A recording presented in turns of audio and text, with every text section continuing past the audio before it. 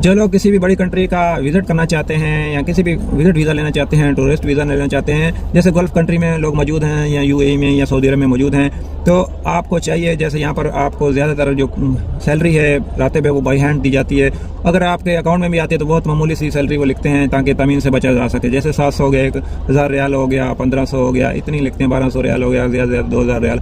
तो आपने अभी जो है अपनी रातब को कैसे बढ़ाना, कम से कम आपकी रातब जो अकाउंट में शो हो वो तकरीबन 5000 6000 हर महीने आनी चाहिए। आप इसको डिपॉजिट भी अपने अकाउंट में करवा सकते हैं। एटीएम पर जाकर 1 2 3 4 तारीख को आप पैसे ले जाएं और वहाँ पर जाकर आप सैलरी डिपॉजिट कर दें और वहाँ पर ऑप्शन आता है ये किस मकसद के लिए आप अकाउंट में डिपॉजिट करवा रहे हैं, तो आपने वहाँ पर सैलरी सेलेक्ट कर लेना है और इसी से आपने सारा कुछ परचेज करना है। थोड़े थोड़े इसमें बचाकर 6 महीने की स्टेटमेंट बनानी है, फिर आप किसी दूसरे कंट्री के लिए अप्लाई कर सकते हैं विजिट वीज़ा के लिए। ये आपकी जो सैलरी है ये मानी जाएगी इंशाल्लाह। तो आपने इसी तरीके से अपनी जो है सैलरी स्लिप बैंक स्टेटमेंट को तैयार करना है, वीज़ा मिल सके।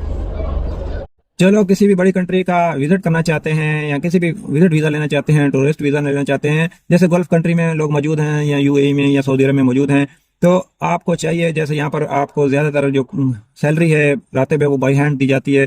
अगर आपके अकाउंट में भी आती है तो बहुत मामूली सी सैलरी वो लिखते हैं ताकि तमीन से बचा जा सके। जैसे 700 हो गया, 1000 रियाल हो गया, 1500 हो गया, इतनी लिखते हैं, 1200 रियाल हो गया, ज़्यादा से ज़्यादा 2000 रियाल। तो आपने अभी जो है अपनी रातब को कैसे बढ़ाना, कम से कम आपकी रातब जो अकाउंट में शो हो वो तकरीबन 5000 6000 हर महीने आनी चाहिए। आप इसको डिपॉजिट भी अपने अकाउंट में करवा सकते हैं। एटीएम पर जाकर 1 2 3 4 तारीख को आप पैसे ले जाएं और वहाँ पर जाकर आप सैलरी डिपॉजिट कर दें और वहाँ पर ऑप्शन आता है ये किस मकसद के लिए आप अकाउंट में डिपॉजिट करवा रहे हैं, तो आपने वहाँ पर सैलरी सेलेक्ट कर लेना है और इसी से आपने सारा कुछ परचेज करना है। थोड़े थोड़े इसमें बचाकर 6 महीने की स्टेटमेंट बनानी है, फिर आप किसी दूसरे कंट्री के लिए अप्लाई कर सकते हैं विजिट वीज़ा के लिए। ये आपकी जो सैलरी है ये मानी जाएगी इंशाल्लाह। तो आपने इसी तरीके से अपनी जो है